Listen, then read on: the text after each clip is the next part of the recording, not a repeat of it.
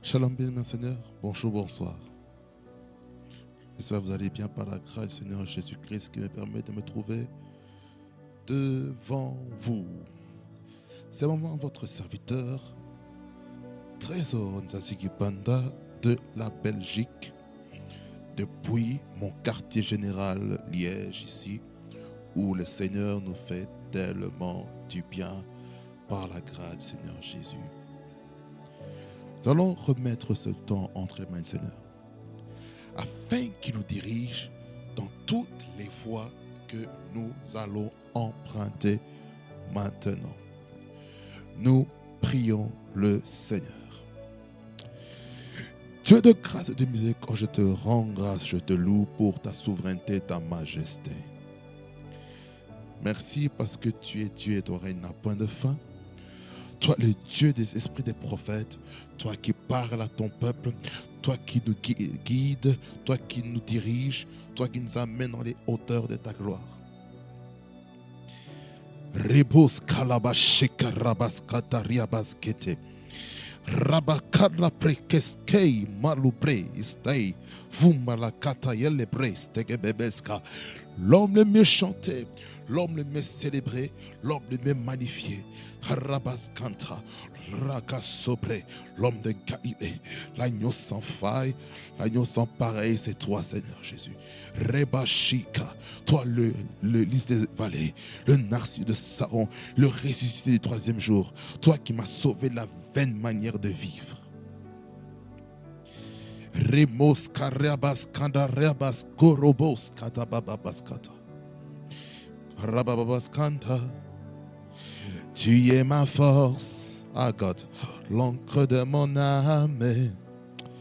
Tu n'échoues jamais. Jesus, mon espoir, ma délivrance, Emmanuel. Tu es ma force, l'encre de mon âme. Tu n'échoues jamais. Et glory. Mon espoir, ma délivrance, glory bacha, Emmanuel.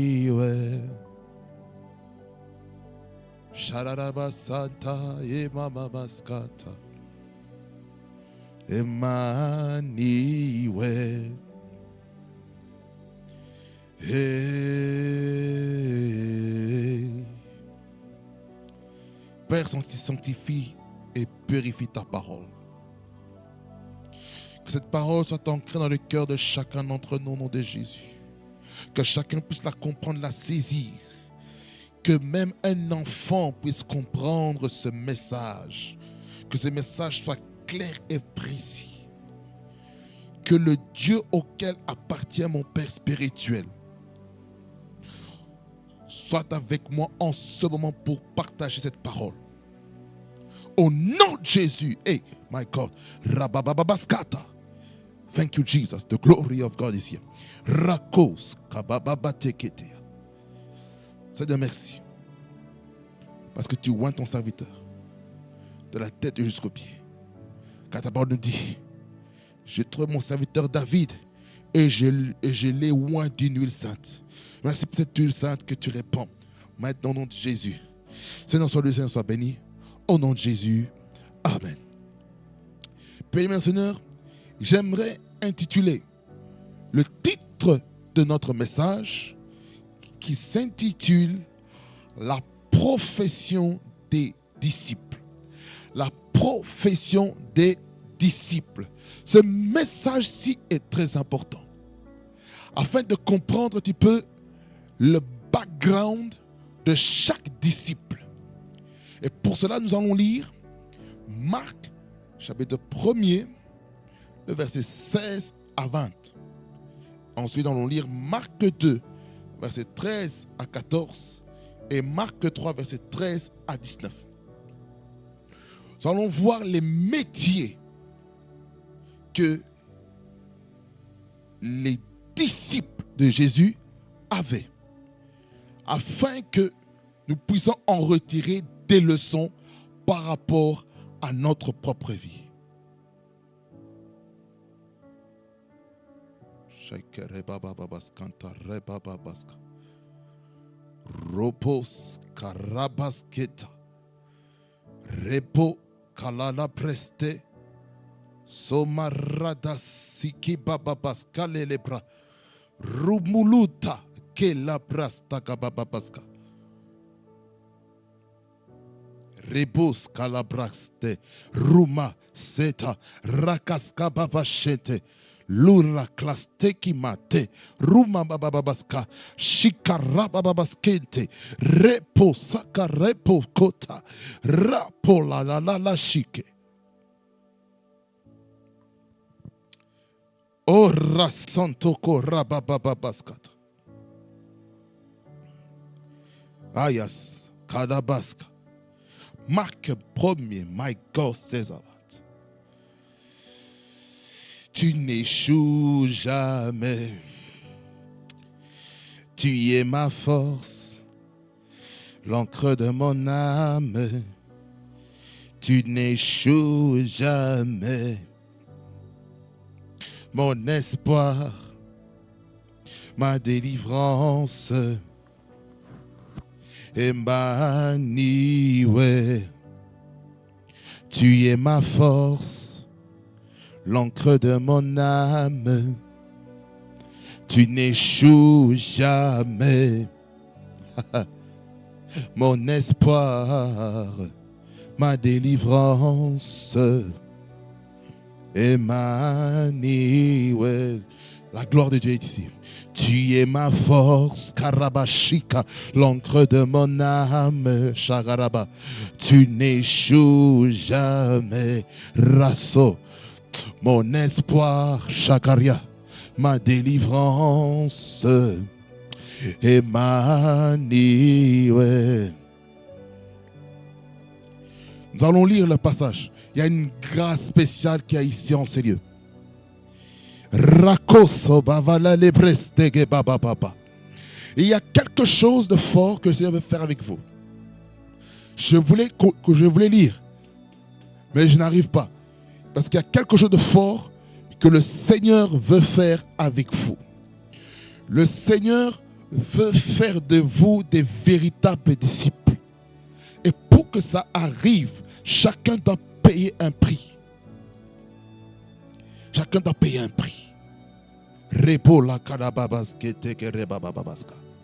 Chacun doit payer un prix, bien, mon Seigneur. Vous voulez être disciple de Christ? Vous devez payer un prix cher. Il y a des choses que vous devrez renoncer. Mon frère, ma soeur, êtes-vous prêt à renoncer aux choses qui vous retiennent en arrière pour répondre à votre disciple-là? Êtes-vous prêt? Êtes-vous prêt? Êtes-vous prêt de payer le prix? Êtes-vous prêt pour payer le prix, mon frère et ma soeur? Êtes-vous prêt pour ça? Êtes-vous prêt? Le disciple-là, ce n'est pas pour les enfants.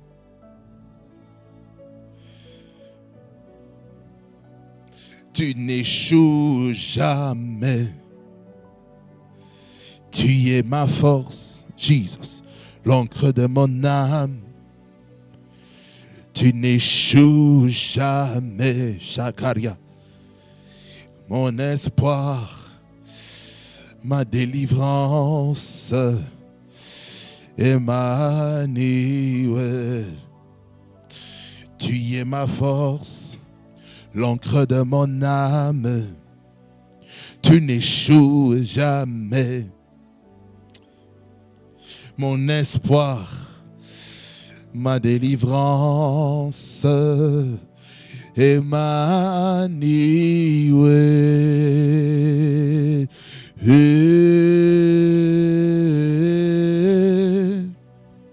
Emmanuel.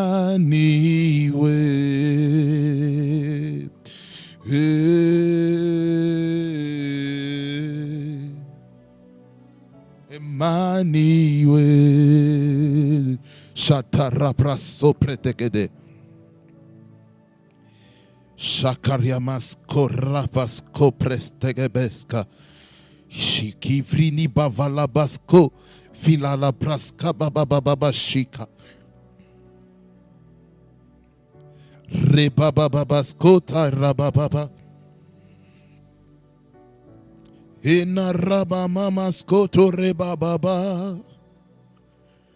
Shineremana mandamana matekete reboskata.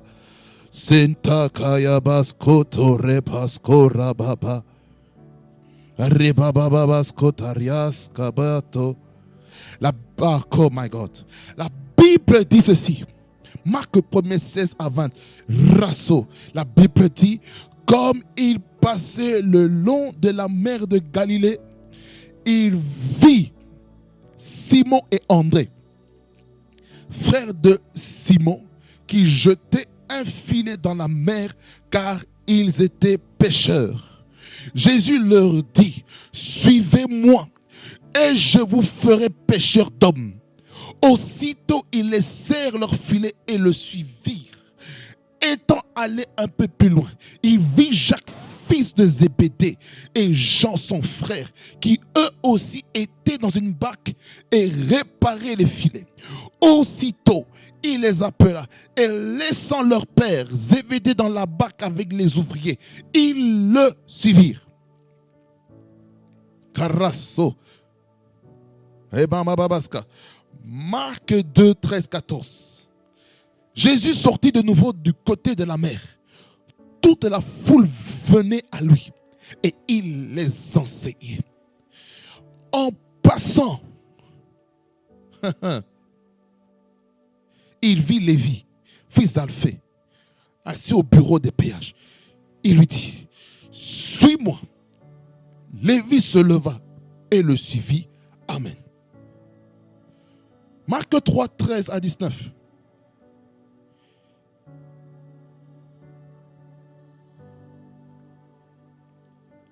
Mais je ne vais pas lire. Je ne vais pas lire ça. Je vais rester sur les deux textes. Parce que je parle de la profession des disciples. Aïe. Klotos Kabaka. Écoutez. Dans Marc 1er, du verset 16 à 20, nous sommes en train de parler de 4 personnes.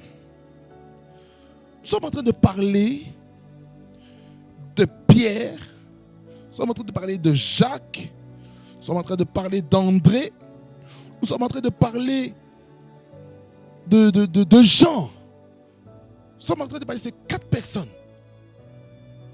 Bien-aimé, dans le verset 16 de Marc, le premier verset 16, on voit 2 frères qui sont ensemble, qui sont en partenariat, qui sont des partenaires d'entreprise, qui sont des associés d'une entreprise de pêche. Parce qu'ils étaient quoi? Ils étaient pêcheurs.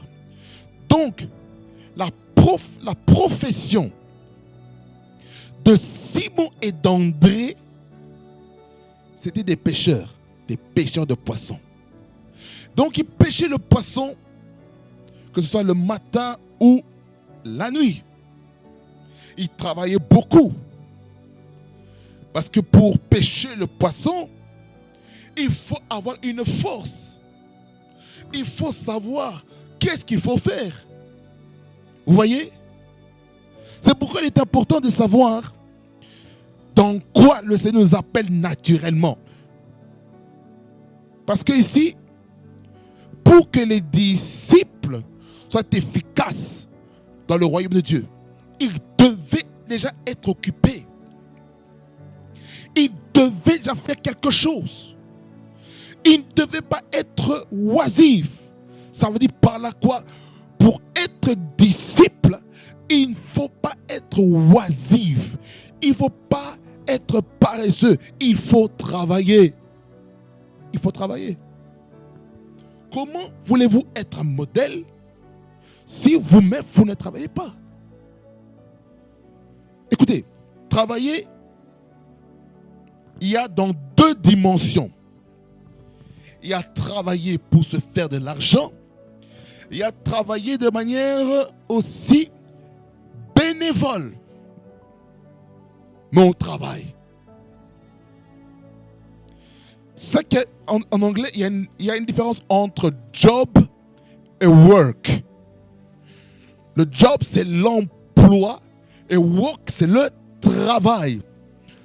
Ça veut dire par là que même si tu n'as pas de job ou d'emploi, bien aimé, non Seigneur, il faut que tu sois occupé, il faut que tu travailles. Ça veut dire peut-être tu es à la maison, tu n'as peut-être pas de travail. Le travail que tu dois faire, c'est travailler ton CV, reformuler, c'est appeler dans les entreprises. Tu travailles. Tu es en train de montrer que tu as la volonté d'avoir l'emploi en te vendant toi-même par tes capacités, tes habiletés que tu développes toi-même. Voyez-vous? C'est très important de savoir ça. On devient disciple d'abord en faisant quelque chose. On ne devient pas disciple juste par hasard comme ça pour dire « Oh non, moi je suis disciple et je fais ce que je veux. » Non, il faut faire quelque chose. Mon frère, ma soeur, qu'est-ce que tu fais? Qu'est-ce que tu fais? Dans quelle fonction es-tu? Parce que le Seigneur Jésus-Christ peut te rencontrer dans ta fonction actuelle. Tu es peut-être ministre, tu es peut-être président, tu es peut-être député, tu es peut-être, oh my God, échevin, tu es peut-être maire, tu es peut-être bourgmestre, tu es peut-être gouverneur. Tu es peut-être chef d'entreprise, tu es peut-être dans le secteur médical, tu es peut-être dans le secteur public, tu es peut-être dans le secteur privé, tu es peut-être au niveau de la famille, tu es peut-être au niveau de l'enseignement. Jésus-Christ peut te rencontrer là. Parce que Jésus-Christ a fait de Simon, Pierre et André des pêcheurs d'hommes. Plutôt que des pêcheurs de poissons. Parce que le Seigneur Jésus va utiliser votre expertise pour l'amener plus haut. Voyez-vous? Le Seigneur veut amener ça plus haut. Raison pour laquelle nous devons accepter de payer un prix. Ils étaient pêcheurs. Jésus-Christ les avait maintenant pêcheurs d'hommes. Ça veut dire par là quoi maintenant? Vous allez gagner les âmes. Vous avez gagné des poissons pour de l'argent, pour vous enrichir, pour aller de gloire en gloire, de victoire en victoire dans votre entreprise. Maintenant, je vous engage. Jésus-Christ a engagé Pierre et André. Et il les a engagés dans l'entreprise céleste pour aller maintenant dans l'entreprise pour gagner des âmes. Parce que les âmes rendent le royaume de Dieu rentable.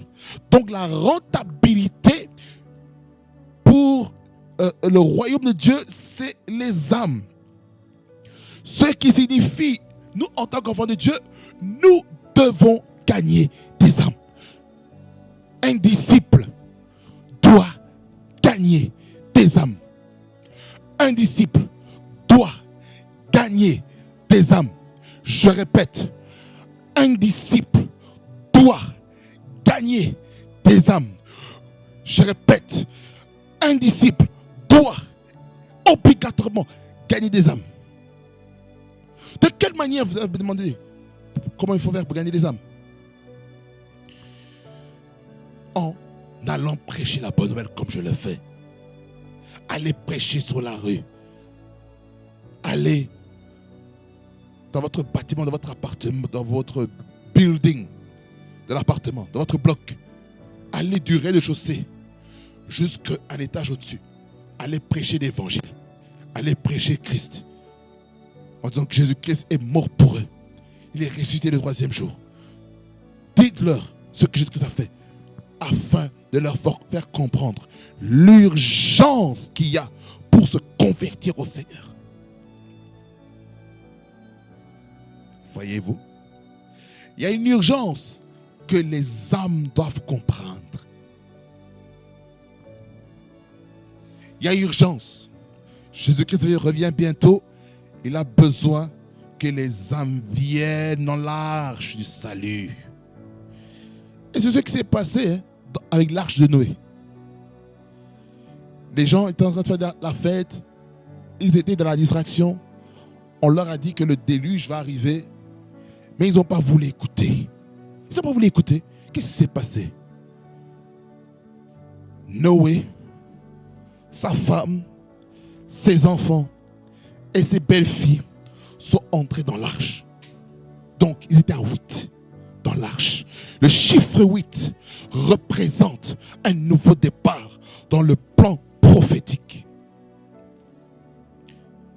Donc, après le déluge, après que tout le monde entier a été wiped out, a été vraiment effacé, a été éliminé par Dieu, par le déluge pendant 40 jours et 40 nuits, il y a eu un nouveau départ au travers de Noé.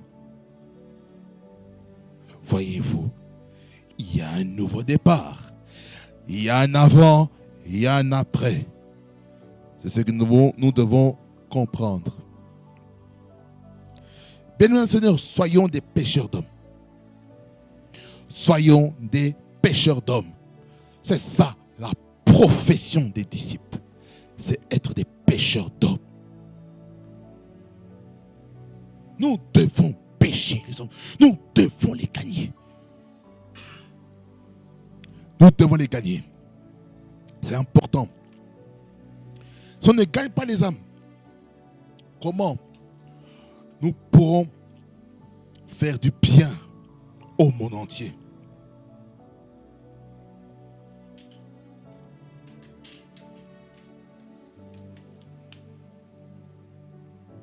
Raison pour laquelle nous devons être des hommes et des femmes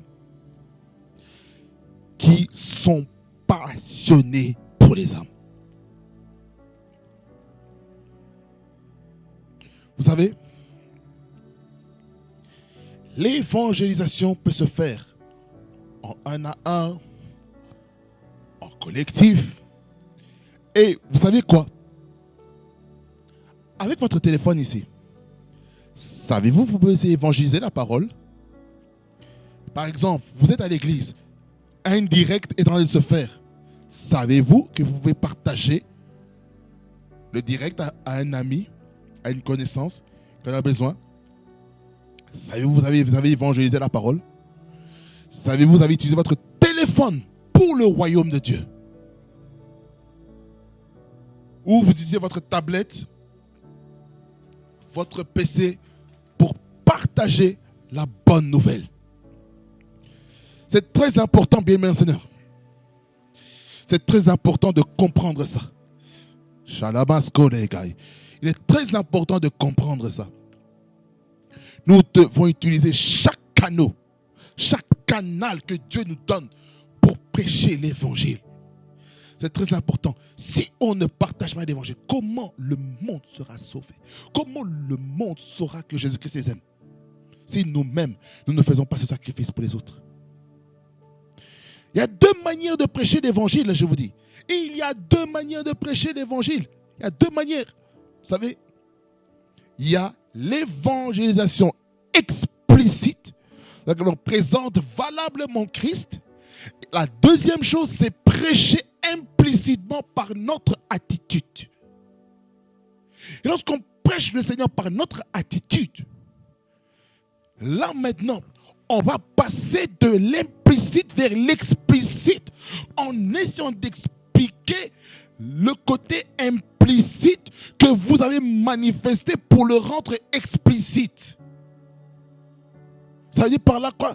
Nous avons un rôle, nous avons une responsabilité de prêcher aux autres par notre attitude, par notre bonne conduite. Et notre bonne conduite va amener plusieurs personnes à Christ. Parce que ça va perturber les autres. Les autres vont se poser la question, mais pourquoi vous vous comportez ainsi? Quel est votre secret? Pourquoi vous êtes si calme lorsqu'il y a des tempêtes? Et puis ça a commencé à expliquer, il dit voilà, c'est le Saint-Esprit qui me permet d'être calme. C'est le Seigneur Jésus-Christ qui m'a touché, qui a touché mon caractère.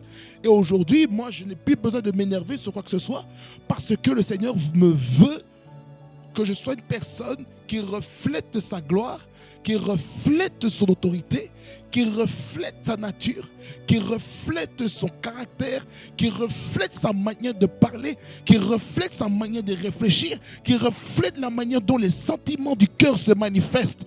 Voyez-vous, je sens l'onction de Dieu. Voilà pourquoi nous devons comprendre que lorsque nous prêchons l'évangile, nous devons avoir une bonne attitude. Même si la personne avec qui nous évangélisons nous crée des problèmes ou nous amène en opposition, il faut que notre comportement puisse lui dire: nous ne sommes pas contre vous, mais nous vous aimons. Ça va les perturber. Ça va perturber. Pourquoi? Parce qu'on a une bonne attitude, une bonne prédisposition. Voilà pourquoi, bien aimés seigneurs, nous devons savoir ça. Que nous avons une grande responsabilité. Regardez. Dans le même passage, qu'est-ce qui s'est passé? Dû au fait que maintenant, Jésus-Christ a changé la description d'emploi de Simon et d'André. Qu'est-ce qui se passe? Maintenant, ils ont abandonné tout ce qu'ils faisaient. Ils ont laissé l'entreprise de la pêche. Ils ont laissé ça de côté. L'entreprise économique, ce qu'ils faisaient, leur richesse, leur épanouissement, ils ont laissé ça. C'est ça le prix à payer. Ils ont laissé ça de côté pour maintenant répondre aux enjeux du royaume de Dieu. C'est ce qui écrit au verset 18. Aussitôt, ils laissèrent leur filet et le suivirent. Écoutez-moi bien, chers disciples. Lorsque Jésus-Christ change de votre profession pour amener la profession spirituelle dans la profession du royaume de Dieu, vous devez faire confiance à Jésus. Faites confiance à Jésus. Écoutez-moi bien, même si au niveau financier, vous voyez à l'heure actuelle, ça ne va pas.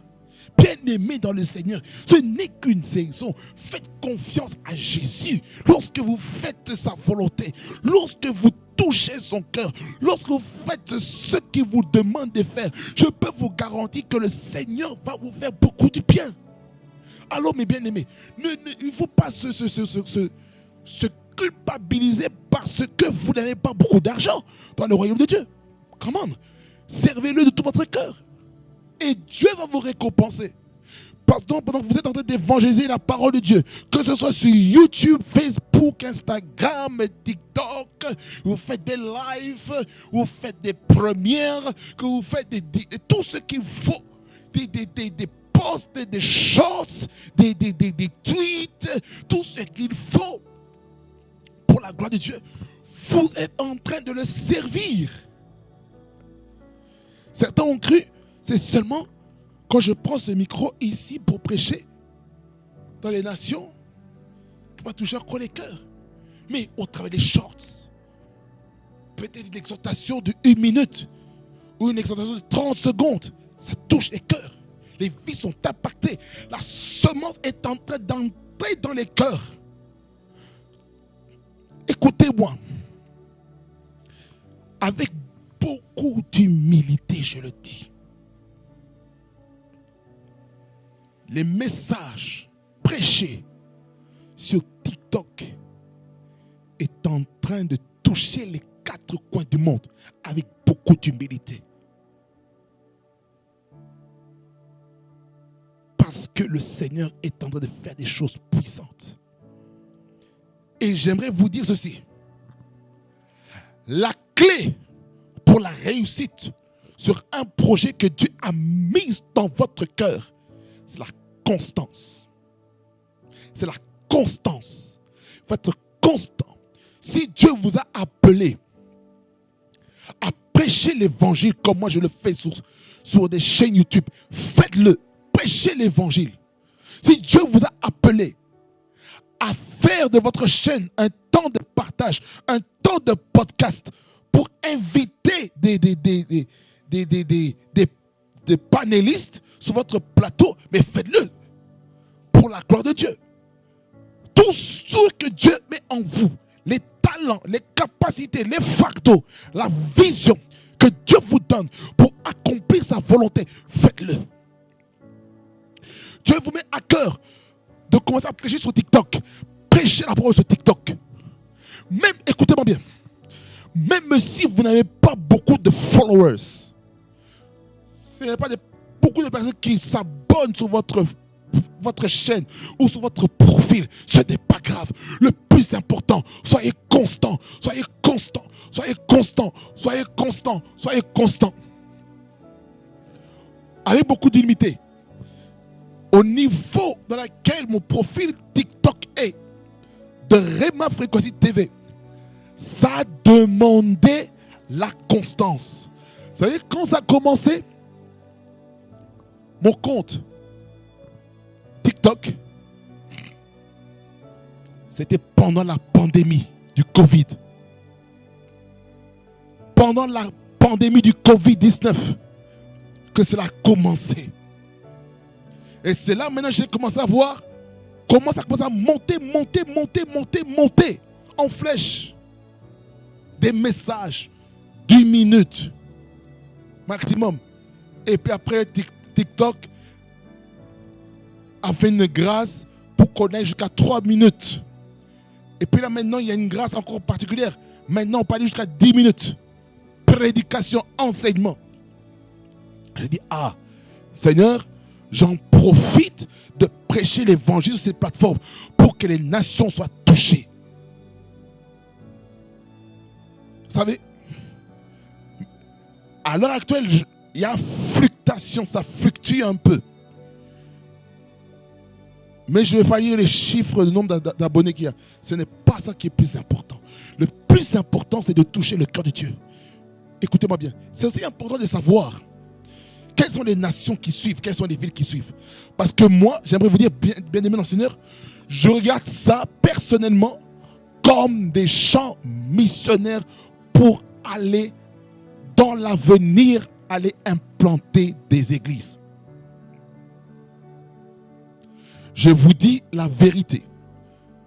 Parce que ce que j'ai dit dans le message qui s'intitule les attitudes à avoir pendant et après les paroles prophétiques, j'étais en train de prophétiser quelque chose par rapport à l'implantation des églises et tout ça. Écoutez-moi bien. Tous les pays, toutes les villes que je vois dans tout ce qui est consultation des statistiques, c'est très important pour moi parce que ce sont des terrains missionnaires dans lesquels le Seigneur est en train de m'envoyer. Vous voyez? Raison pour laquelle il faut être attentif à tout. Et cela implique de mon côté de connaître la culture de ces personnes. Savoir comment ils réfléchissent. Savoir quelles sont les réalités territoriales qu'il faut abattre. Souvenez-vous du message qui s'intitule « Prendre la possession du pays ». Souvenez-vous de ça. Alors, bien aimé dans le Seigneur, accomplissons la mission de Dieu. Accomplissons le heartbeat, le battement du cœur de Jésus. C'est les âmes. Donc, Simon et André ont laissé leur entreprise pour entrer dans l'entreprise du royaume de Dieu. Le verset 19, on voit deux personnes, Jacques et Jean. Jacques, fils de Zébédée, et Jean, qui est son frère. Qu'est-ce qu'ils faisaient? Ils réparaient les filets, donc les réparateurs des filets. Ça veut dire par quoi? Ils faisaient en sorte que les filets soient prêts pour la prochaine pêche. Qu'est-ce que ça veut dire? Que, en tant qu'enfants de Dieu, nous devons tout faire pour réparer le ministère de l'évangélisation. Réparons le filet de l'évangélisation pour qu'on puisse aller gagner les âmes. C'est ça la profession des disciples, gagner des âmes. Qu'est-ce qui s'est passé au verset 20? Ils ont abandonné leur père Zébédée. Ça veut dire par là quoi? Ils étaient en partenariat avec leur père, donc entreprise familiale. Ils ont abandonné le père. Il dit, papa, je suis désolé, avec beaucoup de respect, je sais, papa, je t'aime beaucoup, mais je sens que le Seigneur nous appelle à entrer dans son entreprise. Par conséquent, nous sommes au regret d'annoncer que nous démissionnons et nous allons suivre Jésus-Christ, nous allons le servir dans son royaume.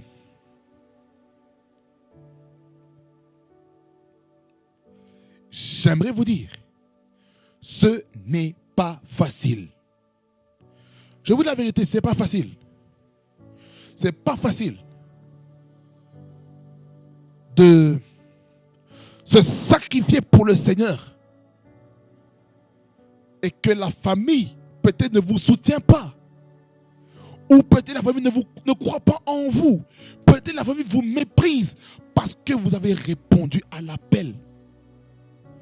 Mon frère, ma soeur, cher papa, chère maman, chère mamie, cher papi, qui est en train de connaître des luttes et des combats, des persécutions dues à votre appel, dues à votre ministère, j'aimerais vous dire ceci: le Seigneur vous connaît et c'est là où est-ce qu'il vous a placé. Alors, entrez dans l'entreprise du royaume de Dieu. Allez pêcher les âmes, allez gagner les âmes.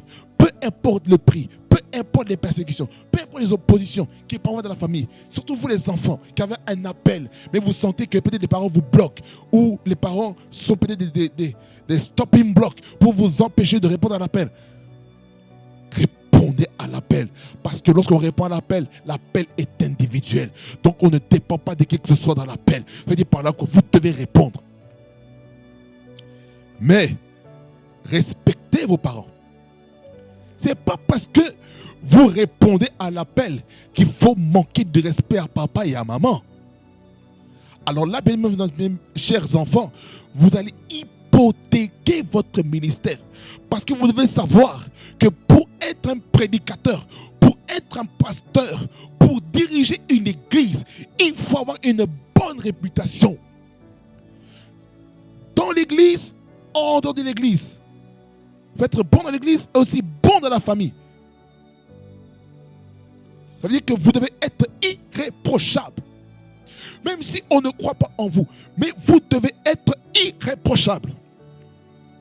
C'est important. C'est important de savoir ça. De ne pas perdre cet objectif. Que lorsqu'on sommes engagés dans l'entreprise du ciel, l'entreprise de Dieu,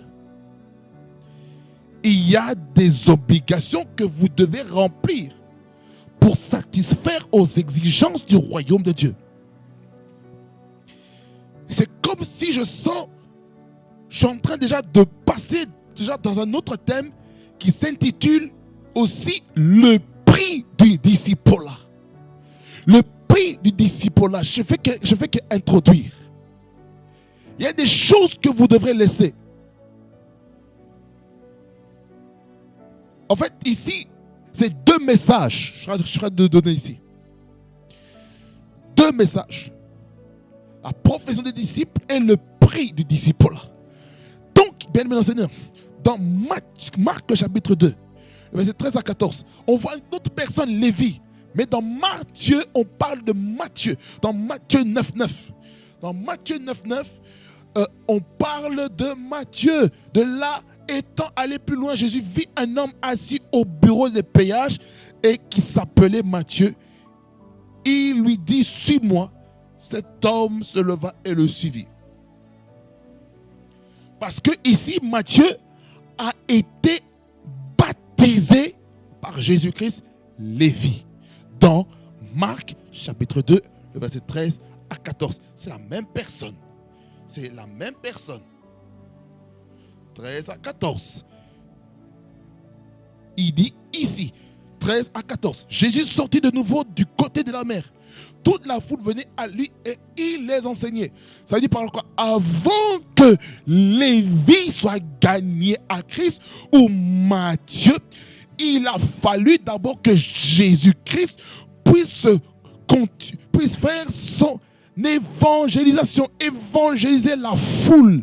Ça veut dire qu'il était un évangéliste. Lorsqu'on parle de foule qui vient, nous devons savoir que la foule est caractérisée par les évangélistes. Parce que les évangélistes ont une grosse foule, ils prêchent la parole, ils enseignent la doctrine, tout ce qu'il faut. Ils essaient de gagner les hommes à Christ. Mais, on voit ici, ils ne sont pas disciples. C'est la foule. Ce sont les membres de l'église. Écoutez, le grand drame qu'il y a aujourd'hui dans les églises, c'est qu'on a beaucoup de membres, mais très peu de disciples. Et pire encore, on a très peu de fils.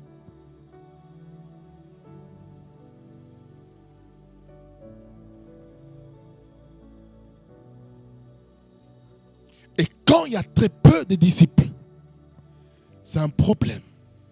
L'église ne peut pas progresser tant qu'il n'y a pas de véritables disciples. Les disciples sont très importants dans la mission de Dieu. Les disciples sont très importants dans la mission de Dieu. Quelqu'un dit Amen. Lévi, fils d'Alphée, ou Matthieu, était assis au bureau des péages. Ça dit par là quoi? Que Matthieu travaillait pour l'État.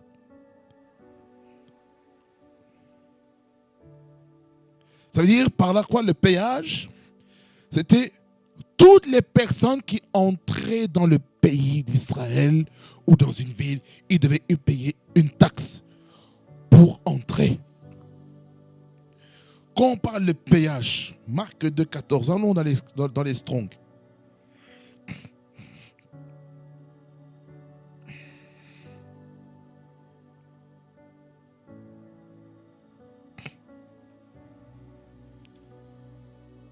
Péage, c'est quoi? C'est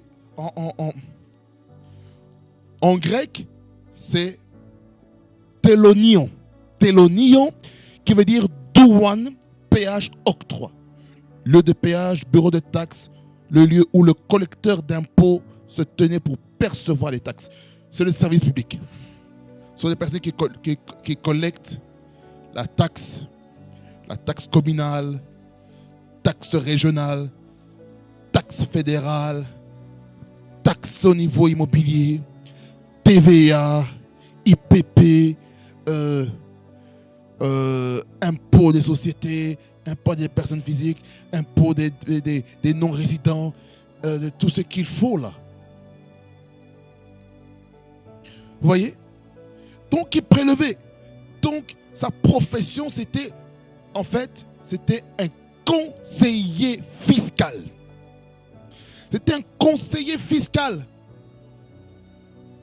Et il a dû abandonner son métier de conseiller fiscal pour entrer maintenant dans la fiscalité du royaume de Dieu. C'est quoi la fiscalité du royaume de Dieu?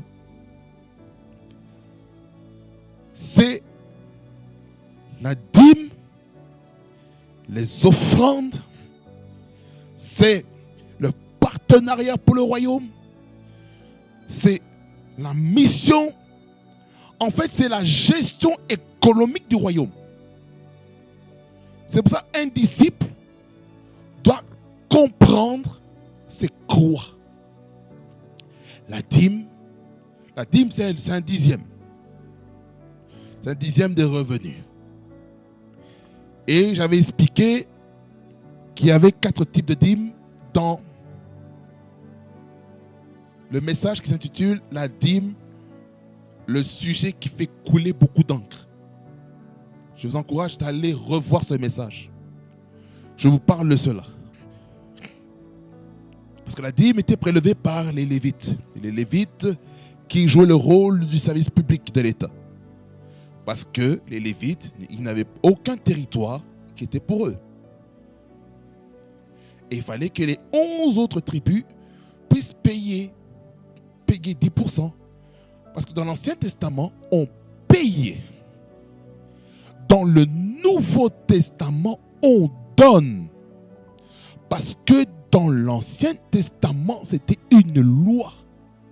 Mais dans le Nouveau Testament, Jésus-Christ a accompli la loi. Maintenant, nous devons donner la dîme et les offrandes avec action de grâce. Et c'est ce que Abraham a fait. Il a donné avec action de grâce. Voyez-vous? Mais Abraham, cette dîme-là du butin, en fait, Abraham, il offrait pas en son nom. Abraham donnait au nom de toute l'armée qui a combattu avec lui. Donc, ce n'était pas sa dîme à lui. C'était la dîme de tous les militaires, tous les combattants, tous les soldats qui ont donné quelque chose, ont rassemblé une dîme générale pour le groupe, pour rendre grâce à Dieu pour la victoire qu'ils ont eue sur les 3 rois qui faisaient des torts à Abraham ainsi qu'à son équipe. Voyez-vous? Ça, c'était avant la loi. Parce que Abraham était dans la dispensation de la promesse. Et la dispensation de la promesse commence à partir de Genèse chapitre 12. Et là, je vous ramène dans le message de prendre la possession du pays. Vous allez comprendre en profondeur de quoi je parle concernant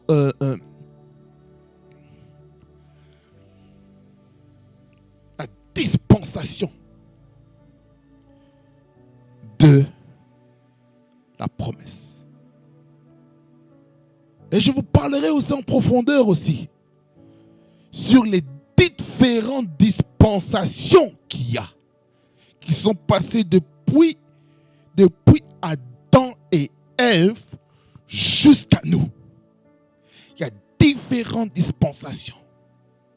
Je vous le dirai ça la prochaine fois, car je ferai une étude en profondeur par rapport à ce sujet. Alors, bien-aimés Seigneur, entrons dans le business de Dieu.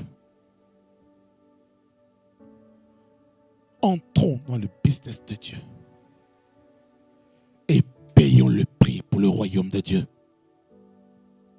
Et lorsqu'on paye le prix pour le royaume de Dieu, c'est une bonne chose. Tu n'échoues jamais. mon espoir, ma délivrance. Acceptons de payer le prix. Acceptons de payer le prix. Amen. Que le Seigneur vous bénisse abondamment, fasse beaucoup du bien. Parce que cette semaine, nous parlerons vraiment sur des choses attachées aux disciples.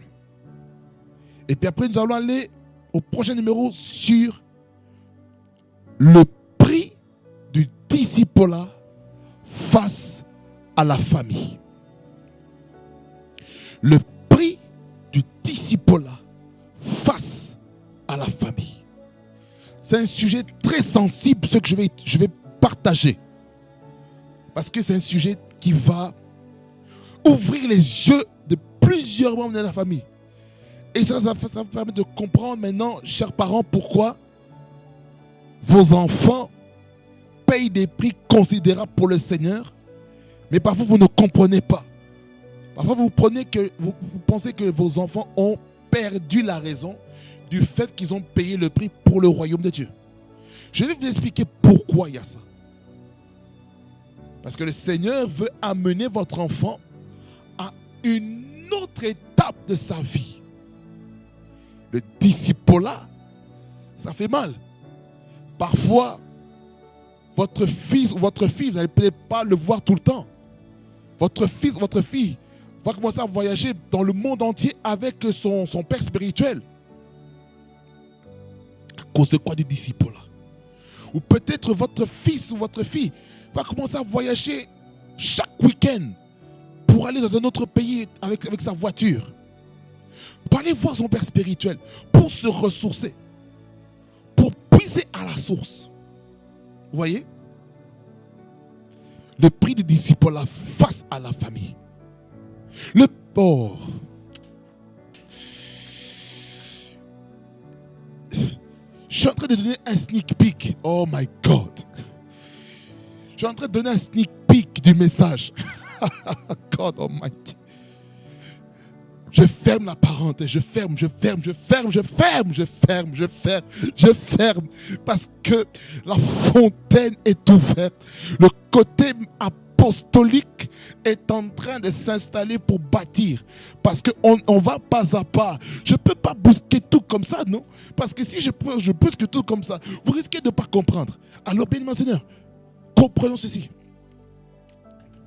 Entrons dans la profession des disciples. Entrons dans la profession du royaume de Dieu. Entrons là-dedans. Je vous en supplie. Retournons. Allons maintenant dans les business de Dieu. Les âmes. Gagnons les âmes. Sauvons-les. Des griffes du diable. Des prisons du diable. Allons les libérer. Allons les libérer. Je vous en supplie, allons les libérer. Ne gardons pas les disciples, les âmes captives. Allons. Parce que je vous parlerai aussi de la mission des disciples. Je vous parlerai aussi de ça. De la mission des disciples. Vous voyez, il y a des thèmes qui sont en train de tomber comme ça. Pendant que je vous parle comme ça. Il y a des thèmes. C'est pour ça que je vous ai dit que je suis chrétien, né de nouveau, baptisé cet esprit, avec l'évidence de parler en d'autres langues. Je suis apostolique et je suis prophétique. C'est pour ça que je ne parle pas selon les textes que j'ai préparés, mais je vous parle aussi par inspiration. Parce que vous devez savoir que les prophètes prêchent la parole par inspiration. Je peux vous garantir, par rapport à la profession des disciples, je n'ai rien écrit. C'est pendant que je lis, l'inspiration vient. C'est ça les prophètes. Les prophètes, ils prêchent par inspiration et par révélation de la parole. En plus, il est attaché aussi à l'onction de l'enseignement qui permet de bâtir avec l'onction apostolique. Donc, c'est une combinaison de plusieurs grâces pour faire en sorte que cela soit bien assis et assidu. Quelqu'un dit amen. Alors,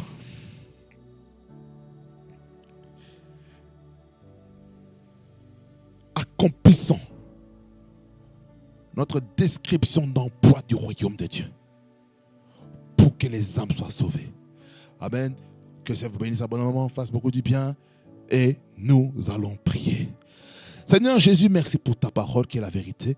Je prie que cette parole soit plantée dans le cœur de chacun et chacune et que chacun puisse entrer dans le business de Dieu afin de gagner les âmes, afin de toucher les vies. Au nom de Jésus, que ce soit dans la famille, que ce soit dans le lieu professionnel, que ce soit dans l'église, que ce soit dans la société, dans le voisinage, que ce soit les réseaux sociaux. Je prie que les âmes soient gagnées au nom de Jésus-Christ. Et ceux qui vont aller prêcher la parole sur les réseaux sociaux, je brise et je chasse la puissance de la distraction, la puissance qui abrutisse l'intelligence, qui abrutisse les pensées des hommes et des femmes au nom de Jésus-Christ de Nazareth. Seigneur, sois loué. Seigneur, sois béni. Au nom de Jésus. Amen. Soyez bénis, mes frères et mes sœurs, parce que nous sommes ensemble en Jésus-Christ. Le Seigneur nous a parlé de manière claire et précise. Et je crois une chose, que le Seigneur a fait des choses merveilleuses avec nous. Quelqu'un dit amen. Quelqu'un dit amen. Là où est-ce qu'il est? Quelqu'un dit amen. C'est important. Ce message. Si ce message vous a touché, hein, mes bien-aimés, n'oubliez pas de partager, de liker, de commenter, de commencer à activer la cloche de notification afin de savoir tous les programmes qu'il y a et aussi tous les posts que je poste, les articles, les communiqués, les annonces. Comme ça, vous êtes au courant de ce qui se passe afin de ne pas être en dépourvu et tout. Quelqu'un dit amen. Alors, mes bien-aimés dans le Seigneur, Rema Frequency TV, le réseau de la gloire de Dieu, et on est ensemble en Jésus-Christ parce que le meilleur est à venir en Jésus-Christ, n'est-ce pas? Alors, mes bien-aimés, qu'est-ce que vous entendez? Abonnez-vous parce qu'on est ensemble en Jésus-Christ. Amen. Parce que le Seigneur est avec nous et nous sommes plus que vainqueurs par celui qui nous a aimés. Soyez bénis au nom de Jésus-Christ. Et je vous montre juste une vidéo, encore une fois,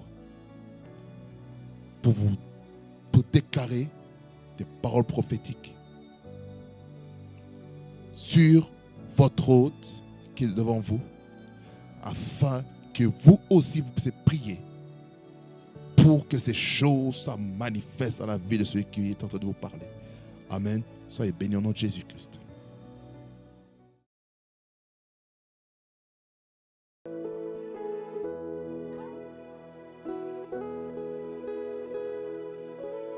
Que Dieu fasse de toi Let God make out of you un excellent prédicateur. an excellent preacher. Selon la prière que tu lui as faite. According to the prayer you Que made. Dieu prenne des choses qui sont à moi. Let God take things that are in Il les me place en toi. and let Him put them in you. Que tu sois un prédicateur Let you be a preacher, hors pair. an exceptional Tu one. ailles de l'avant. Let you go Que tu forward. prospères. Let you prosper. Reçois. Receive it. La grâce sur toi. The grace upon you. La grâce. The grace. Take it. C'est le. Oh, Rosso Kayakai.